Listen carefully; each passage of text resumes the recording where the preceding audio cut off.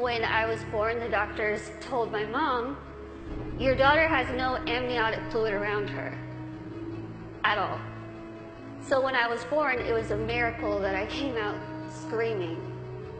The doctors told my parents, we just want to warn you, expect your daughter to never be able to talk, walk, crawl, think, or do anything by herself. I had to deal with bullying a lot, but as I said, I was raised very normally. So when I started kindergarten, I had absolutely no idea that I looked different. No clue. I couldn't see that I looked different from other kids.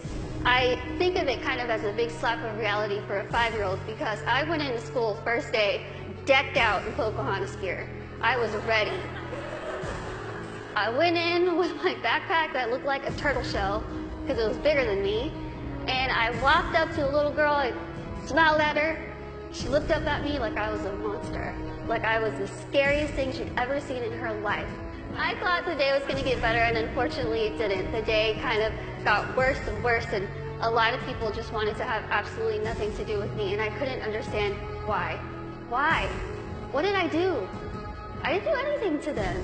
In my mind, I was still a really cool kid. So I had to go home and ask my parents, what's wrong with me? What did I do? Why don't they like me? And they sat me down and they said, Lizzie, the only thing that's different about you is that you're smaller than the other kids. You have this syndrome, but it's not going to define who you are. For so long, I thought what defined me was my outer appearance. I thought that my little tiny legs and my little arms and my little face was ugly. I thought it was disgusting. I hated when I would wake up in the morning and I was going to middle school and looking in the mirror, getting ready and thinking, can I just scrub this syndrome off? It would make my life so much easier if I could just scrub it off. I would wish and pray and hope and do whatever I could to pray that I would wake up in the morning and I would be different and I wouldn't have to deal with these struggles. It's what I wanted every single day, and every single day I was disappointed. My life was put into my hands, just like your lives are put into yours. You are the person in the front seat of your car. You are the one who decides whether your car goes down a bad path or a good path.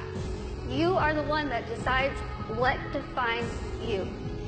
And let me tell you, it could be really really hard to figure out what defines you. Because there are times where I would just get so annoyed and frustrated, and I don't care what defines me. When I was in high school, I found a video, unfortunately, that somebody posted of me, labeling me the world's ugliest woman. There were over 4 million views to this video, 8 seconds long, no sound, thousands of comments, people saying, Lizzie, please just do a world a favor, put a gun to your head and kill yourself. Think about that.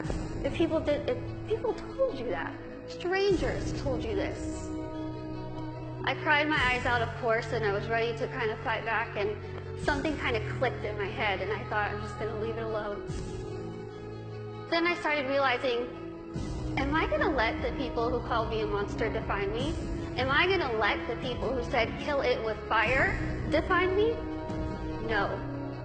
I'm going to let my goals and my success and my accomplishments be the things that define me, not my outer appearance, not the fact that I'm visually impaired, not the fact that I have this syndrome that nobody knows what it is. So I told myself I'm going to work my butt off and do whatever I could to make myself better, because in my mind, the best way that I could get back at all those people who made fun of me, who teased me, who called me ugly, who called me a monster, was to make myself better and to show them, you know what?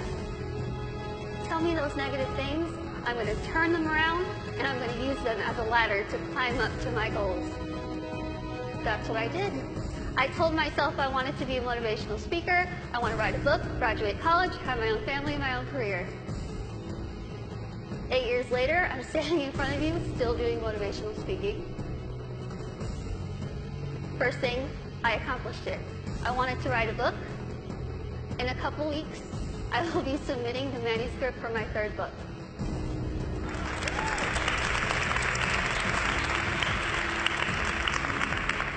I wanted to graduate college, and I just finished college. I'm getting a degree. I'm getting a degree in communication studies from Texas State University in San Marcos, and I have a minor in English.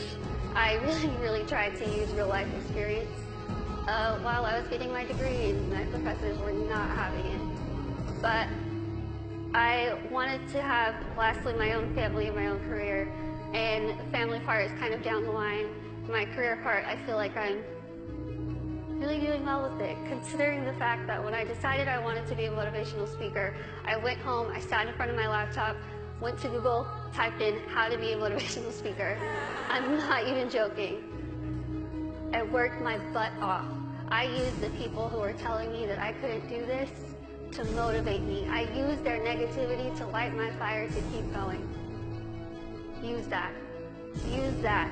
Use that negativity that you have in your life to make yourself better, because I guarantee you, you will win. Now, I want to end with asking you again. I want you to leave here and ask yourself what defines you. But remember, brave starts here.